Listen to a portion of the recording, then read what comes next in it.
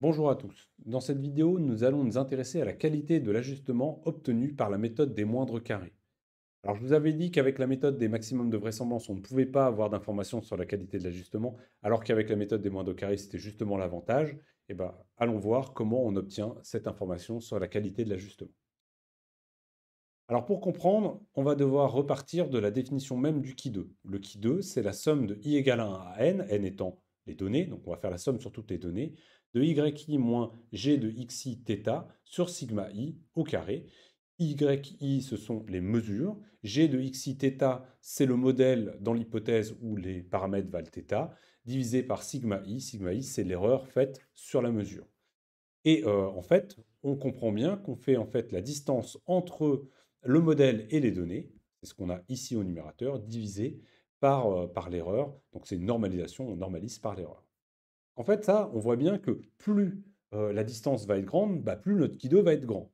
Et à l'inverse, plus notre modèle va être compatible avec nos données, plus notre Kido va être petit. C'est d'ailleurs pour ça qu'on cherche à minimiser notre Kido.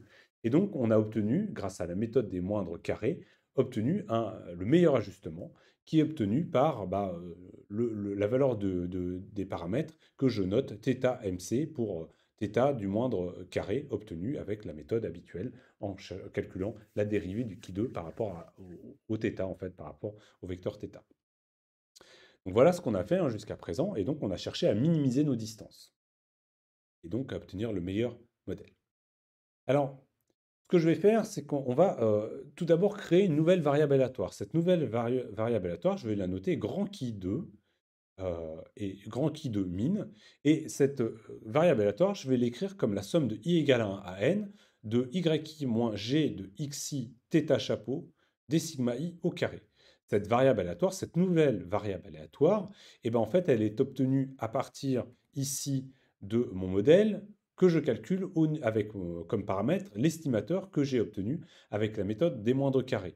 Et ici, on a yi qui correspond à la valeur, à la variable aléatoire qui correspond aux mesures yi. Donc voilà ce que j'obtiens. Ici, j'ai une nouvelle variable aléatoire.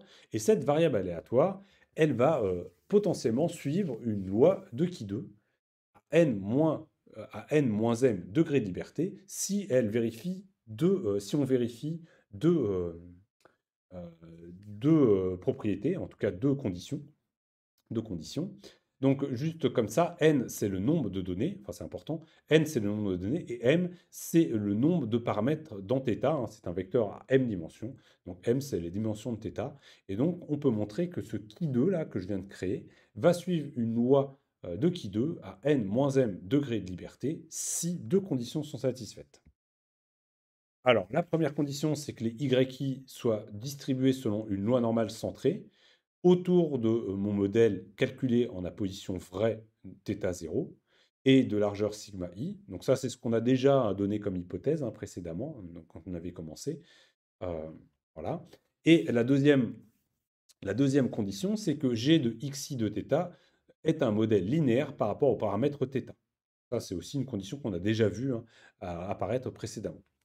Donc si ces deux conditions sont satisfaites, alors cette variable aléatoire va suivre notre loi de qui 2 à grand n moins m degré de liberté, et notre qui de min qu'on a obtenu sur nos données à partir de notre θ Monte-Carlo, pas Monte-Carlo mais moindre carré, pardon, et ben, est une réalisation de cette distribution. Et donc on va se servir de cette distribution pour estimer la probabilité d'obtenir ce qui 2 min. Alors, petit rappel sur la loi de Kido, puisque ça fait un petit peu de temps qu'on ne l'a pas vu. Alors, je ne vais pas vous refaire les démonstrations, hein, mais si on a une fonction, une variable aléatoire z qui suit une loi de Kido de degré nd de liberté, eh ben, on peut créer une fonction de densité enfin, on peut montrer que la fonction de densité de probabilité est donnée sans s par cette formule qui est ici, avec la fonction gamma qui apparaît, qui est égale à l'intégrale de 0 à plus l'infini de t puissance n-1 exponentielle t moins t pardon, dt, et c'est égal à factoriel n si n est un entier. Donc en fait, il faut que nd sur 2 soit pair, en fait, et ça va vous donner un factoriel, tout simplement. Donc c'est mieux d'avoir des données en nombre pair, pour avoir une formule plus simple. Alors, on peut montrer que l'espérance de notre fonction de notre variable aléatoire z et nd, donc le nombre de degrés de liberté, et la variance de z, c'est 2 fois nd. Et donc, on peut créer une variable aléatoire qui va être encore plus sympa. Je vais la noter z', z moins nd, sur nd, pardon, z sur nd. Et donc, l'espérance devient 1. Donc, c'est nd divisé par 1. Et la variance, c'est 2nd multiplié par 1 sur n, le tout au carré. Donc, ça va nous donner variance de z' qui va être égale à 2 sur nd. Donc finalement, cette variable z' va être très piquée autour de 1 et elle va nous permettre d'estimer la qualité de notre ajustement. Alors pourquoi? Si notre Ki2, si le Ki2 qu'on a obtenu, le Ki2 min obtenu à partir des données, est très proche du nombre de degrés de liberté, donc si je prends mon Ki2 min divisé par mon degré de liberté, je vais obtenir une valeur très proche de 1. Et si j'ai une valeur très proche de 1, je vais avoir un modèle qui va être compatible avec mes données. Et je vais passer très près de mes données, comme vous l'avez ici en dessin. Si par contre, j'ai un Ki2 par degré de liberté, un Ki2 min par degré de liberté qui est très très grand, je vais avoir un modèle qui est incompatible aux données. Ce serait le cas par exemple si je prends ici une droite horizontale pour fitter mes données, j'aurais sûrement quelque chose de pas terrible. Enfin, si j'ai un Ki2 par degré de liberté qui est très très petit devant 1, j'ai un ajustement qui va être trop bon. Et trop bon, c'est l'ajustement que vous avez ici. Je vais vraiment passer par mes points, exactement par mes points. Et ça va me donner des choses qui peuvent être très petites, voire qui peuvent tendre vers zéro. Et ça, en fait, c'est une chose qui est très très mauvaise en réalité, parce que ça veut dire que notre modèle n'est pas bon, puisque notre sigma i est faux. Nos erreurs sont a priori trop grandes. C'est pour ça qu'on se retrouve avec à passer très très bien dans tous nos points, et donc on a un Ki2 qui est trop petit. Donc c'est souvent le cas, c'est souvent, ça vient souvent du fait qu'on surestime énormément nos erreurs, et donc ça peut montrer que notre modèle est également faux, hein, si nos sigma i sont calculés à partir de notre modèle, ou alors qu'il y a un autre problème. Donc voilà ce qu'on peut obtenir lorsque l'on a justement, voilà comment on peut interpréter de façon qualitative notre Ki2 min divisé par notre nombre de degrés de liberté. Et je rappelle que ce nombre de degrés de liberté est obtenu en prenant le nombre de données moins le nombre de paramètres que l'on a ajustés. Alors, on peut maintenant avoir une approche plutôt quantitative et se servir de notre distribution de Ki2 pour estimer vraiment quantitativement notre ajustement en définissant ce qu'on appelle le niveau de confiance de notre ajustement. Donc, on va faire vraiment un test d'ajustement unilatéral droit qu'on a déjà vu dans les vidéos précédentes.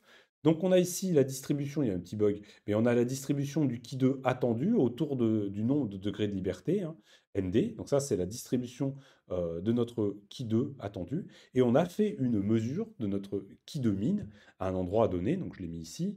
Voilà. Et donc, pour estimer notre ajustement, on va faire le calcul de la p-value.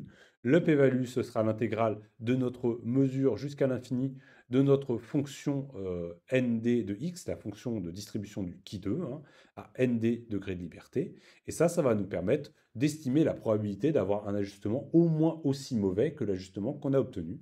C'est un moyen de vérifier la p-value. Donc si on a quelque chose de très compatible, on va avoir une p-value très importante. Et puis si on a quelque chose de très mauvais, on va avoir ici une probabilité qui va être très très faible. Et donc on va rejeter notre ajustement. Alors, en réalité, on peut généraliser ce qu'on vient de voir à de très nombreux cas, hein. On peut utiliser la distribution du Ki2 pour quantifier la qualité d'un ajustement, même si les conditions 1 et 2 ne sont pas totalement remplies. En fait, ça vient de deux choses. La condition 1, elle va être approchée grâce à la loi, grâce au théorème limite centrale, puisque si on a finalement plein de mesures qui nous permettent de calculer si y, i dépend de plein de choses, ça va nous donner une loi normale qui va fluctuer. Ou alors si on a plein de mesures dans un bin, on va aussi pouvoir faire intervenir le théorème limite centrale et remplacer en tout cas converger vers une loi normale. C'est souvent le cas, hein. Et puis la deuxième situation, condition, c'est le fait que le modèle soit linéaire par rapport à θ. En fait, ça ne va pas être systématiquement le cas, mais ce qui peut être fait, c'est de linéariser notre modèle autour de la valeur qu'on a obtenue par la méthode des moindres carrés. Et ça va nous permettre de rendre notre approche raisonnable. Donc voilà ce qu'on fera techniquement pour pouvoir encore quantifier la qualité de l'ajustement de notre modèle sur nos données en linéarisant autour de la valeur obtenue par le moindre carré. Donc j'ai fini avec les vidéos sur la méthode des moindres carrés et on va passer à la dernière approche, l'approche bayésienne, pour faire des estimations.